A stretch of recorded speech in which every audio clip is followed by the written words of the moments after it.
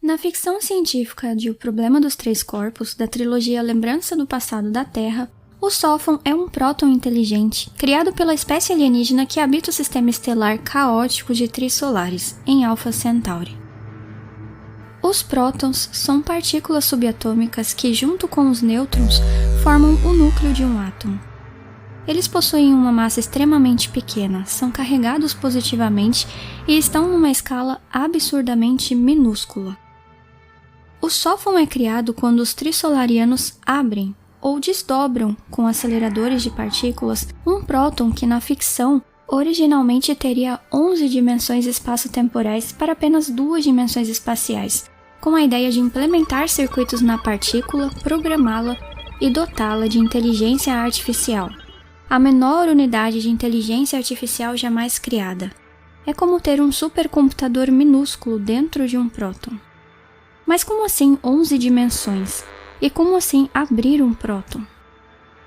Saindo da ficção, o nosso entendimento atual da física está dividido em 2 grandes modelos. De um lado, nós temos a relatividade geral, aplicada à esfera macroscópica. Por outro lado, nós temos a teoria quântica dos campos, a física quântica, aplicada à esfera microscópica. Ambos os modelos descrevem, fazem previsões e funcionam muito bem em suas respectivas escalas. Mas, quando tentamos aplicar princípios da mecânica quântica à gravidade, que é descrita como a curvatura do espaço-tempo pela presença de massa e energia na relatividade geral, nós encontramos resultados matemáticos absurdos, infinitos divergentes, o que dificulta muito a criação de um único modelo teórico que concilie os princípios fundamentais dos 2 grandes modelos. Assim como a mecânica newtoniana conseguiu unificar o movimento dos corpos na Terra e dos corpos no céu, e assim como o eletromagnetismo unificou as leis da eletricidade e do magnetismo, os cientistas hoje procuram um modelo mais abrangente, uma compreensão mais profunda da natureza, que seja capaz de abarcar o que sabemos da escala macroscópica e o que sabemos da escala microscópica. Algo que unifique a relatividade geral e a física quântica. E da mesma forma que as equações relativísticas, quando lidam com velocidades menores e campos gravitacionais não tão intensos, se reduzem às equações mais simples da física newtoniana, é possível que exista um modelo ainda mais completo que, sob certas circunstâncias mais simplificadas, se reduza à relatividade geral e à teoria quântica dos campos, ao modelo padrão da física quântica. É com esse modelo mais completo que nós poderíamos ter um entendimento mais avançado dos fenômenos fundamentais da natureza. Ainda não temos uma teoria unificada consolidada, mas nós temos uma proponente promissora, a teoria M, que surge a partir da teoria das cordas. A teoria das cordas propõe, a grosso modo, que ao invés das partículas fundamentais da matéria serem pontos ou ondas, elas seriam vibrações diferentes de uma corda numa escala indescritivelmente pequena, na qual as diversas vibrações implicariam em diferentes tipos de partículas. O formalismo matemático dessa teoria elimina os problemas inconciliáveis que existem na matemática da relatividade geral e da teoria de campos, que impedem uma descrição quântica da gravidade. Mas essa teoria também traz muitos desafios teóricos e experimentais. Matematicamente, existem 5 diferentes versões da teoria das cordas. Mas em 1995 foi proposto por Edward Witten a unificação dessas 5 versões em uma única teoria, chamada de a teoria M. Enquanto as 5 versões propõem as cordas como filamentos de uma única dimensão a vibrar, a teoria M propõe membranas com 2 dimensões. Essa teoria descreve um universo com 11 dimensões espaço-temporais. Se na escala macroscópica nós detectamos 4 dimensões, 3 de espaço e 1 de tempo, nesta teoria existem 7 dimensões espaciais que possivelmente estariam escondidas, retorcidas numa escala muito menor, e portanto nós não as detectamos no mundo macro. problema dos três corpos, tudo indica que a teoria M está correta. E de fato, os trissolarianos atribuem 11 dimensões espaço-temporais, 10 espaciais e uma temporal, a uma partícula subatômica como o próton. E além de terem dominado o conhecimento desse modelo unificado, eles são capazes de manipular essas dimensões inferiores, que estariam escondidas na matéria mais elementar, assim como nós humanos conseguimos manipular a eletricidade e o magnetismo depois de entendermos certas propriedades da matéria. Como as 10 dimensões espaciais seriam extraordinariamente pequenas, os trissolarianos precisam abrir estas dimensões. Ou seja, através de uma quantidade enorme de energia, eles precisam desdobrar as dimensões escondidas e trazê-las para o espaço das dimensões superiores. É como se você tivesse um papel retorcido e dobrado, como uma bola, e aplicasse algum trabalho para abri-lo inteiramente, deixando-o num plano de 2 dimensões. Esse papel, que inicialmente ocuparia um espaço bem pequeno, no plano bidimensional, quando aberto, ocuparia um espaço muito maior.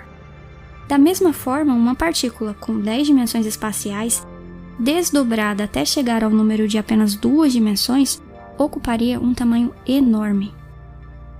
Imagine um objeto com 3 dimensões: largura, altura e profundidade.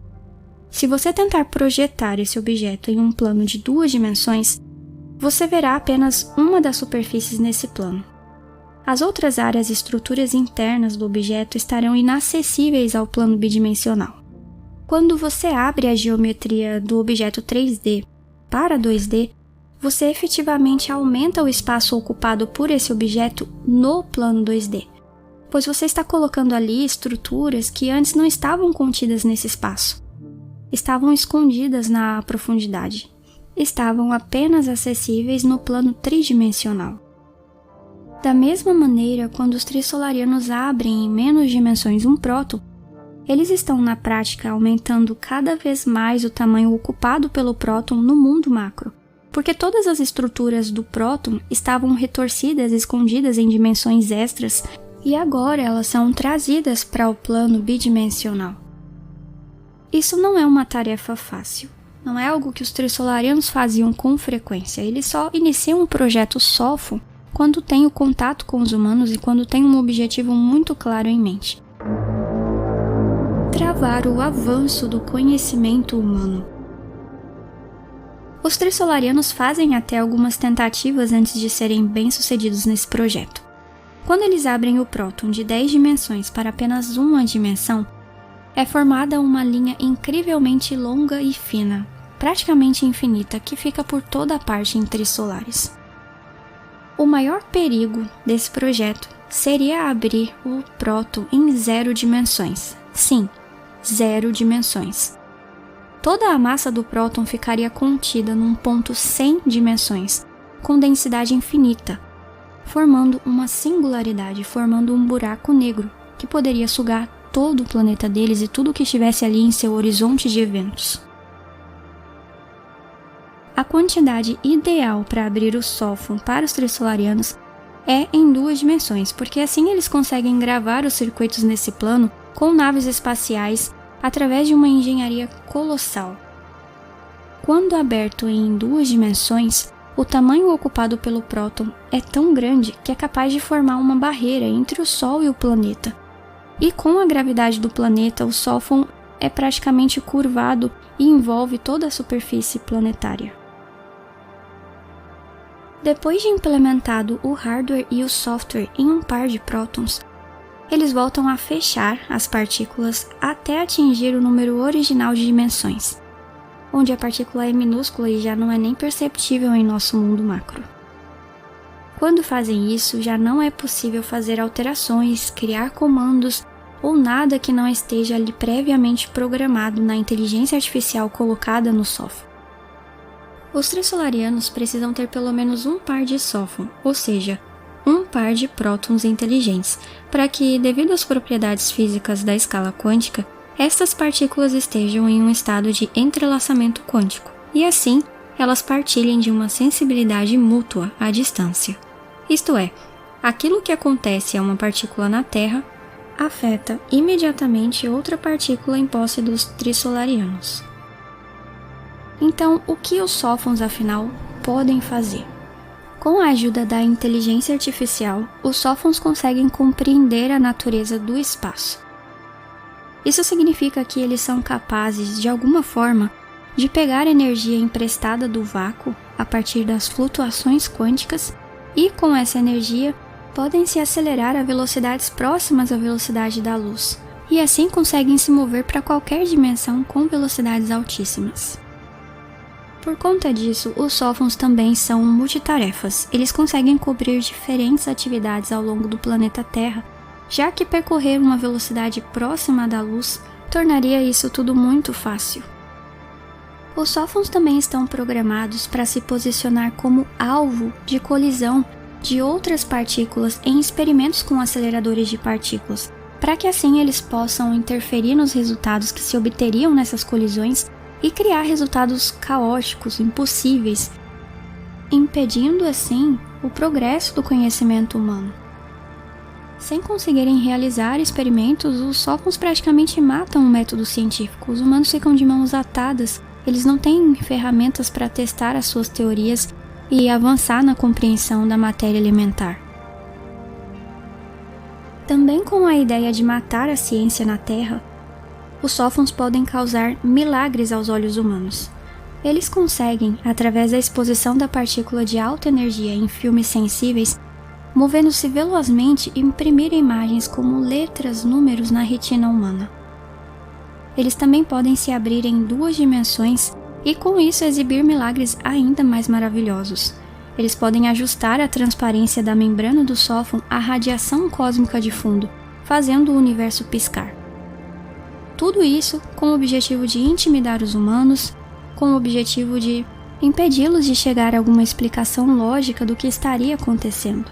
Um sófon teria ainda a capacidade de se rearranjar de maneira muito rápida como uma espécie de software de recuperação caso ele fosse despedaçado em uma das colisões nos experimentos, sendo que as partes separadas permaneceriam entrelaçadas quanticamente. Aqui nós temos uma licença da ficção científica, porque na prática o estado de entrelaçamento quântico entre 2 partículas ou mais é muito tênue, é muito fácil romper esse entrelaçamento. Qualquer interação que uma das partículas tiver com alguma outra coisa pode comprometer esse estado de emaranhamento.